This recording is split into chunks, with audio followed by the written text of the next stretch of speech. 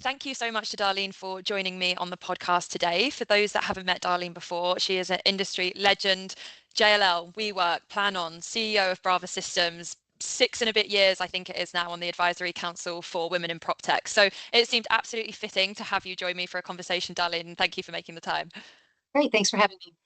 All good. Well, as I mentioned before, you've been in the prop tech space for a very long time. But in terms of your most recent role, talk me through how you've worked your way from JLL, WeWork, all the way through to a C-suite position now. You are a minority in the minority. Yeah, well, actually, I mean, it started even earlier than that. I've been in the industry now for about 30 years. My career in commercial real estate started shortly after college when I moved to Washington, D.C. and got a job in commercial property management. I have a background in computer science. So over the years, it kind of pulled me more towards tech for real estate. Back in the 90s, I worked for several companies that were putting high-speed internet access in commercial office buildings, which I think was the disruptive technology at the time. And then that evolved into smart buildings. I launched a consulting business back in the 2000s.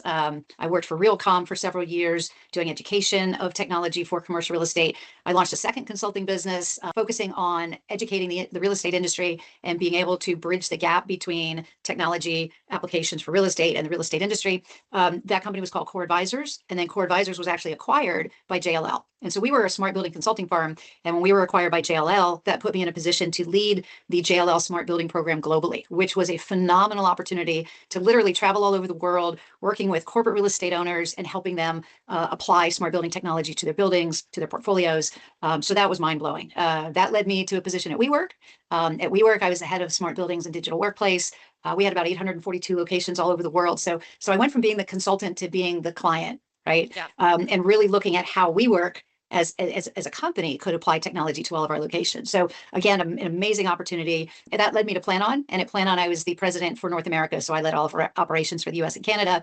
I was there for about 4 years and recently moved on. I'm now the CEO of Brava Systems. So I think what you'll see across the last 30 years is I've always focused on being at the bleeding edge of technology for real estate. And now at Brava Systems, as a CEO, we focus on AI applications for commercial real estate. So at its core, Brava Systems is an enterprise management platform. So we're a very robust data platform. And then on top of that platform, we can layer on pretty much any AI application that you want.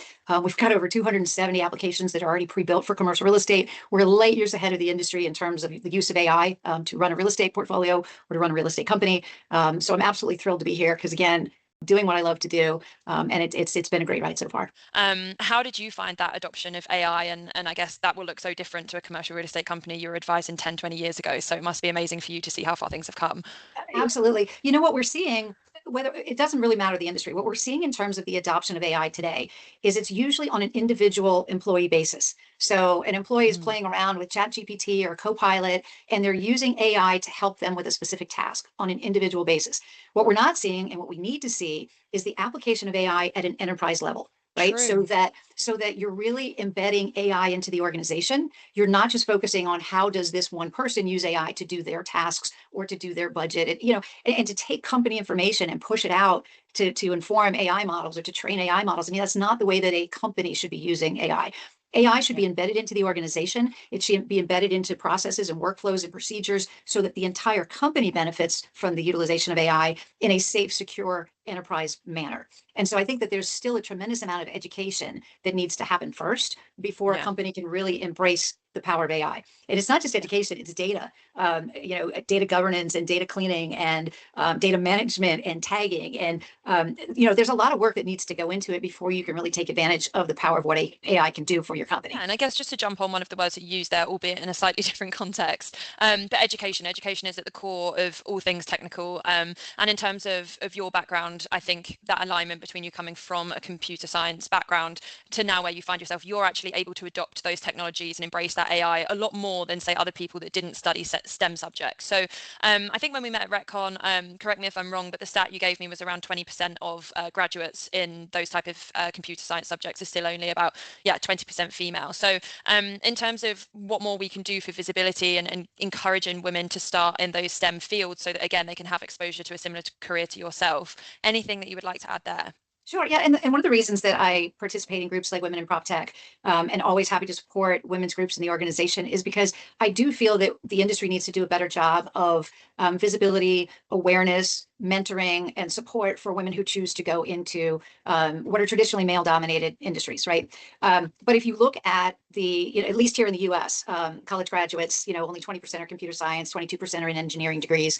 And so I think that, getting more women into PropTech, there's two fields we're talking about here. One is technology and one is real estate. And when you combine the two, I think that the numbers, it's even more challenging to see women in leadership positions in PropTech.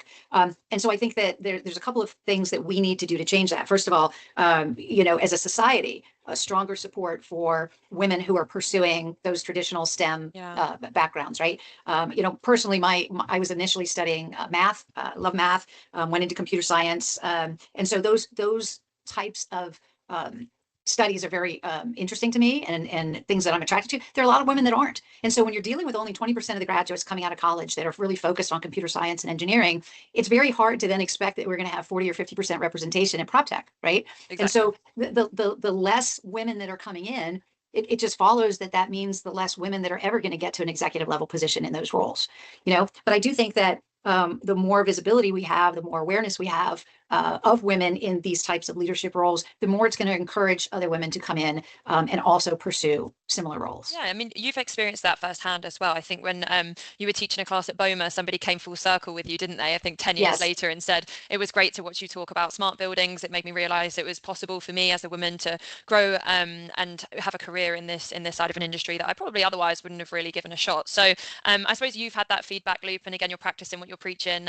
in terms of meeting with me and being open to conversations about how we can really bring that mentoring into the heart of women in PropTech and what we can do to uplift each other while we fight against that visibility issue. But was there anyone in particular that you looked up to? Because again, if you were the OG and you set the standard for us and you've given us someone to look up to after the last 30 years, I imagine when you started out, there wasn't necessarily many female figures for you to look up to. Yeah, and I'll tell you the impact that had when I taught that class for BOMA, gosh, it had to have been 25 years ago now, and to have a woman come up to me literally a decade later and say that changed her life, and that she pursued a career in smart buildings, and to recognize the impact that we have on other women in the industry, and to be a mentor. I've always wanted to be in a position to help other women in the industry move up. And yes, I did have and do still have a role model, a very high profile woman in the space. Her name is Jennifer Morgan. Jennifer Morgan was a personal friend of mine for many years, and she worked up through the ranks at SAP, eventually becoming the CEO of SAP. When she left SAP, she was the global head of portfolio operations for Blackstone. And we all know Blackstone. And now she's the CEO of UKG. And Jennifer's always been a role model, a mentor. She's helped prep me for high-level interviews for executive-level positions. She's coached me in many different ways. And I'll tell you, one of the things that she told me that has stuck with me for a very long time is that if you want a high-level position in the industry, don't accept anything less. So if you want to be the president of an organization, don't accept the role of vice president. If you want to be the CEO, don't accept a lower role. So women really have to empower themselves to go after the roles that they want and not stop until they get it. And I think that more women need to set their sights higher. And so she's always been that role model for me, that, we talk about a glass ceiling, but if you don't break through that glass ceiling over and over and over again, you're never going to get where you want to go. Exactly. And maybe there are a lot of women who don't have that same passion and drive and desire to be the CEO of a company. But if you do, you should pursue it. You should not stop, that pursuit until you get to where you want to go. Yeah, amazing. Well, thank you for making the time to speak to me today. Even if there's just one person watching this who takes something away from all of the experience that you've brought to the industry, then hopefully next time we're all at a conference, they see you, they know that we're a safe space and a friendly space to have. I appreciate you making the time, Darlene. Thank you so much.